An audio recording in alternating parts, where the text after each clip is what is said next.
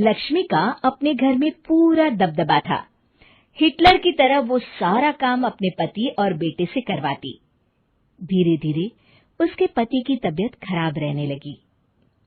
सुनो जी, अब आप बुजुर्ग हो गए हो, काम में भी अब हाथ आपके फुर्ती से नहीं चलते। अरे भाग्यवान, भगवान से डर, तुझसे मैंने शादी अपने इकलौते बेटे के अच्छे पालन पोषण के लिए की थी, लेकिन तूने तो उसका बेड़ा गर्क कर दिया। मैंने क्या किया?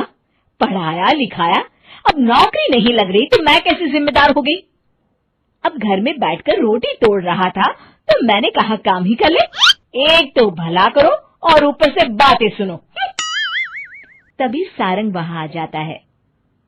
बहुत भूख लगी है माँ, कुछ खाने को दे दो। अब तुम्हारे पापा का हाथ तो चल नहीं रहा है, मैं ही जा रही हूँ आज किचन में, बनाती हूँ कुछ। हे भगवान, कैसे होगा इतना काम मुझसे? लक्ष्मी किचन में काम कर रही होती है कि तभी अचानक उसे आइडिया आता है। अरे मैं भी ना, अरे यहाँ तो फ्री की नौकरानी ला सकती हूँ मैं, फिर मैं क्यों खाना बना रही हूँ? उस दिन लक्ष्मी सारंग की पसंद का खाना बनाती है और बैठकर उसे बड़े ही प्यार से खिलाती है। खा ले बेटा, खा ले, पेट भर के खा ले। अरे रुक, मैं तेरे लिए ना गर्मा गर्म रोटियां लाती हूँ। सारंग और उसके पिता एक दूसरे की ओर बड़े ही हैरानी से देखते हैं। बेटा सारंग, जरूर दाल में कुछ काला है, वरना ये औरत तो हमें बासी खाना भी सुकून से ना खाने दे। सुनील की बात लक्ष्मी सुन लेती है और जोर जोर से चिल्लाने लगती है। अरे हाँ, भलाई का तो जमाना ही नहीं रहा। एक तो आग में खुद को जलाकर तुम लोगों के लिए खाना बना रही हूँ और ऊपर से तुम्हें दाल काली लग रही है। अरे माँ, पिताजी का ये मतलब नहीं था, तुम बुरा मत मानो। अरे हाँ बेटा, तू कहता है तो मान लेती हूँ। लक्ष्मी सारंग के पास बड़े ही प्यार से बैठ जाती है और फिर कहती है, बेटा मैंने ना तेरी शादी करने की सोच ली है, अब तेरे पिताजी के हाथ भी नहीं चलते, तो सोच रही हूँ तेरे लिए बीवी ले आऊं। अब पता नहीं ना मैं भी कब मर जाऊं। अब ऐसे भाग्य भी कहाँ है हमारे। क्या कहा? अरे हाँ, तुम तो चाहते ही हो कि मैं मर जाऊं, लेकिन मैं अपनी प्यारी बहू का चेहरा देखे बिना नहीं मरूंगी। हाँ माँ, शादी तो मैं कर लूं, लेकिन मैं नौकरी नहीं करता, फिर कोई क्यों देगा मुझे अपनी बेटी? अरे क्यों नहीं देगा बेटी? इतना बड़ा घर, खेल खलियान है, किस चीज की कमी है हमारे पास? जो आएगी राज करेगी, राज। हम तो ना कर पाए राज, ये बोलो कि एक और नौकर तुम्हारे पास आ जाएगा। मैं कहती हूँ चुप हो जाओ। अरे खुद के घर का खाना बनाएगी तो क्या नौकरानी हो जाएगी? अब तुमसे तो किचन का काम होता नहीं, तो कोई तो करेगा ना। ठीक है माँ, तुम जैसा सही समझो बस। अब मेरी एक शर्त है, लड़की जो भी हो वो दिखने में कैसी भी हो या कहीं की भी हो, बस पढ़ी लिखी होनी चाहिए। अरे हाँ, ला देंगे पढ़ी लिखी बेटा, मैंने कौन सा काम करवाना है उससे। हाँ। और फिर एक दिन पास के गांव की ही रति से सारंग की शादी हो जाती है। रति दिखने में बहुत ही सुंदर थी, साथ ही साथ काफी पढ़ी लिखी थी। रति को लक्ष्मी के सौतेले होने की बात पता नहीं थी। शुरू में जब रति ने सारंग को घर का काम करते देखा तो हैरान रह गई।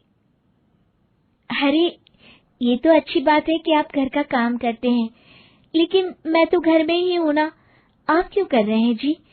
जाइए आप नौकरी के लिए अप्लाई कीजिए ना। तभी लक्ष्मी वहां आ जाती है। अरे रति बहू, करने दे उसे काम। और हाँ, मेरे घर के कुछ नियम है, कायदे हैं, यहाँ बीच में ना ही बोलो तो तुम्हारे लिए अच्छा होगा। रति को लक्ष्मी की बात कुछ अजीब सी लगती है। वो समझ नहीं पाती है कि वो ऐसा व्यवहार क्यों कर रही है, लेकिन उसे लक्ष्मी के सौतेले होने के बारे में कुछ पता नहीं चलता है। फिर एक दिन तो हद ही हो जाती है।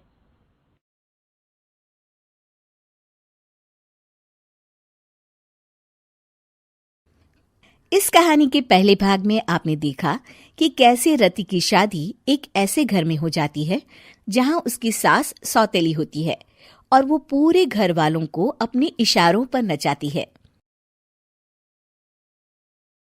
रति छत से सूखे कपड़े उतार कर ले जा रही थी कि तभी उसकी नजर लक्ष्मी पर पड़ती है, जो किसी तरह चोरी से सुनील की अलमारी खोलने की कोशिश कर रही होती है। अरे, ये माँ जी को क्या हो गया? चोरों जैसे क्यों आप मेरी अलमारी खोल रही हैं माँ जी? आपको क्या चाहिए मुझे बताइए। अरे वाह, क्या चाहिए मुझे बताइए। अरे मैं इस घर की मालकिन हूँ, पूरा घर मेरे इशारों पर नाचता है और तुम्हें बताऊं कि मुझे क्या चाहिए? हट यहाँ से। और वो उसे जोर से धक्का देती है। जैसे ही लक्ष्मी रति को धक्का देती है, उसके सर पर चोट लग जाती है और वो बेहोश होकर गिर जाती है। रति के आसपास पूरा परिवार खड़ा रहता है। डॉक्टर जैसे ही उसे देखकर जाता है, रति को होश आता है।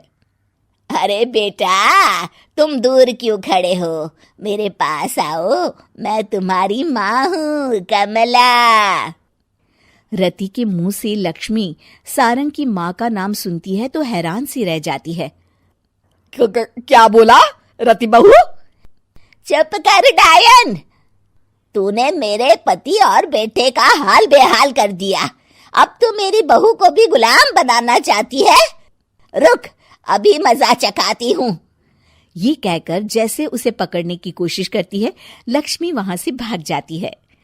लक्ष्मी के जाने के बाद रति अपने ससुर और पति की तरफ देखकर मुस्कुरा देती है। दोनों समझ जाते हैं कि ये रति की चाल है। अगली सुबह लक्ष्मी का पति खाना लेकर खेत में जाने के लिए निकल ही रहा होता है कि लक्ष्मी उसे रोक देती है। अरे कहाँ चल दिए खाना लेकर? आज घर का काम कौन करेगा? तभी पीछे से रति आ जाती है और जोर से चिल्लाती है। कौन इनको काम पर जाने से रोक रहा है?